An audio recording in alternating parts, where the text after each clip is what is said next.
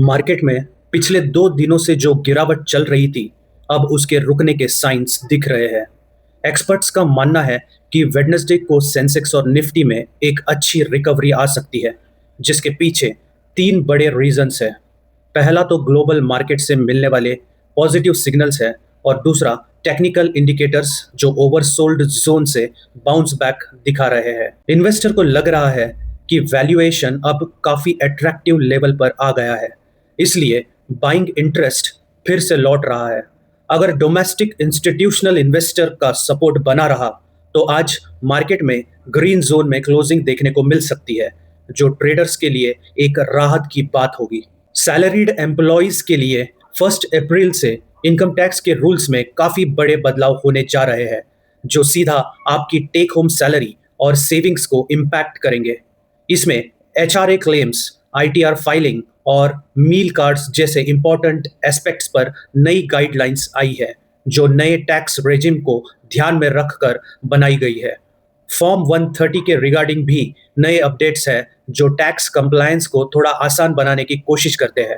Salaried tax payer को अब अपनी इन्वेस्टमेंट प्लानिंग और टैक्स डिडक्शन को इन नए रूल्स के हिसाब से फिर से कैलकुलेट करना होगा, ताकि वो मैक्सिमम टैक्स बेनिफिट ले सके और किसी भी लीगल कॉम्प्लिकेशन से बच सके। यूएस स्टॉक मार्केट में आज काफी तेजी देखने को मिल रही है, क्योंकि ट्रंप के वॉर को लेकर दिए गए स्टेटमेंट्स ने इन्वेस्टर का कॉन्फिडेंस बढ़ा दिया है। जियोपॉलिटिकल टेंशन कम होने की खबर आते ही S&P 500 और डाउ जोन्स के फ्यूचर्स ऊपर चले गए हैं, क्योंकि मार्केट हमेशा स्टेबिलिटी को पसंद करता है। ग्लोबल अनसर्टेनिटी के बीच जब ऐसे पॉजिटिव रिमार्क्स आते हैं, तो रिस्क एपेटाइट बढ़ जाती है और लोग इक्विटी एसेट्स में पैसा लगाने लगते हैं। इस रिपोर्ट के बाद ट्रेडर्स का फोकस अब आने वाले इकोनॉमिक डेटा पर शिफ्ट हो गया है, पर फिलहाल के लिए जियोपॉलिटिकल रिलीफ ने मार्केट रैली को एक नया फ्यूल दे दिया है। आज 31 मार्च को इंडिया के बड़े शहरों में सोने और चांदी के रेट्स में थोड़ा बदलाव देखा गया है, जो हर रोज की तरह ग्लोबल डिमांड और सप्लाई पर डिपेंड करता है। अगर आप 24 और 22 कैरेट गोल्ड लेने का सोच रहे हैं, या फिर प्योर 999 सिल्वर में इन्वेस्ट करना चाहते हैं, तो आज के फ्रेश रेट्स चेक करना जरूरी है।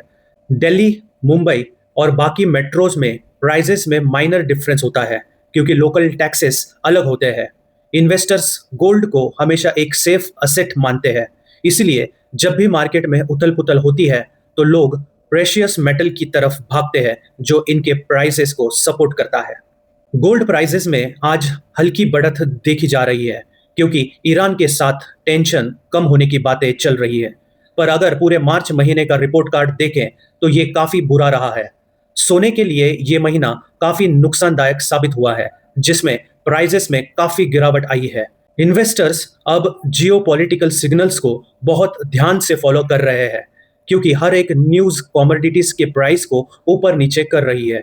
हालांकि आज रिकवरी दिख रही है, पर महीने भर की जो हैवी सेलिंग हुई है, उसने गोल्ड की ओवरऑल परफॉर्मेंस को थोड़ा वीक कर दिया है, और अब मार्केट स्टेबिलिटी का इंतजार कर रहा है। फॉरेक्स मार्केट में आज यूएस डॉलर काफी स्ट्रांग पोजीशन में दिख रहा है, जिसके पीछे ट्रंप की ईरान को लेकर दी गई वार्निंग का बड़ा हाथ है। जब भी ऐसे बड़े जियोपॉलिटिकल स्टेटमेंट्स आते हैं, तो सेफ हेवन करेंसी के रूप में डॉलर की डिमांड बढ़ जाती है। साथ ही ट्रेडर्स अब आने वाले नॉन फार्म पेरोल डेटा का भी वेट कर रहे हैं, जो यूएस इकोनॉमी की हेल्थ बनाएगा। इस वक्त पूरे वर्ल्ड की करेंसी के मुकाबले डॉलर इंडेक्स में रैली देखने को मिल रही है, क्योंकि इन्वेस्टर्स अनसर्टेनिटी के टाइम पर यूएस करेंसी पर ज्यादा भरोसा दिखा रहे हैं, जो ग्लोबल ट्रेड और करेंसी पेयर को काफी इंपैक्ट कर रहा है।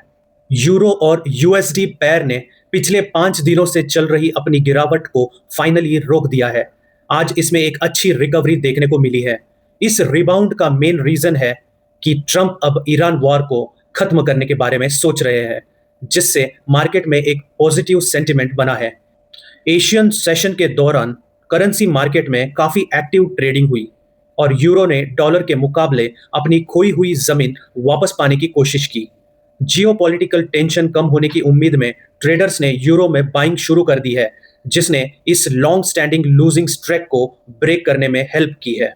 इंडियन बैंकिंग सेक्टर में अटानु चक्रबोर्ती ने एचडीएफसी एमडी के रिमार्क्स का जवाब देते हुए कहा है कि उनके एग्जिट के पीछे डीपर गवर्नेंस इश्यूज थे। उन्होंने साफ किया कि बोर्ड के साथ उनका मतभेद बॉन्ड्स पर लिए गए एक्शन को लेकर था, जो कि एक सीरियस कॉरपोरेट मैटर है। ये डिस्प्यूट दिखाता है कि बड़े फाइनेंशियल इंस्टीट्यूशंस के अंदर इंटरनल डिसीजंस मेकिंग और गवर्नेंस को लेकर कितनी कॉम्प्लेक्सिटी हो सकती है। इस तरह के डिसएग्रीमेंट्स जब पब्लिक होते हैं तो ये बैंक की इमेज और ऑपरेशनल स्टेबिलिटी पर सवाल खड़े कर देते हैं। अब इंडस्ट्री की नजर इस बात पर है कि बैंक इन गवर्नेंस इश्यूज को कैसे हैंडल करता है।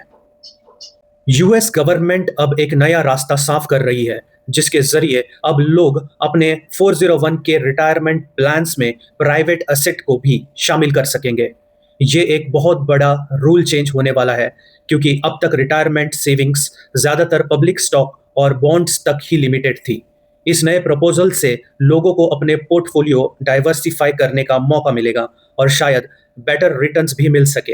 हालांकि प्राइवेट एसेट में रिस्क थोड़ा ज्यादा होता है, पर लॉन्ग टर्म रिटायरमेंट प्लानिंग के लिए ये एक इंटरेस्टिंग ऑप्शन बन सकता है।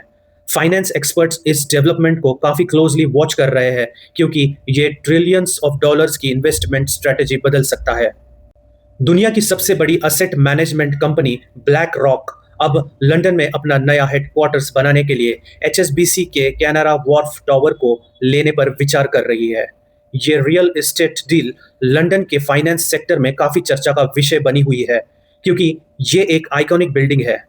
ब्लैक रॉक का ये मूव दिखाता है कि वो अपनी ग्लोबल प्रेजेंस को और मजबूत करना चाहते हैं और लंदन को एक की फाइनेंशियल हब मानते हैं।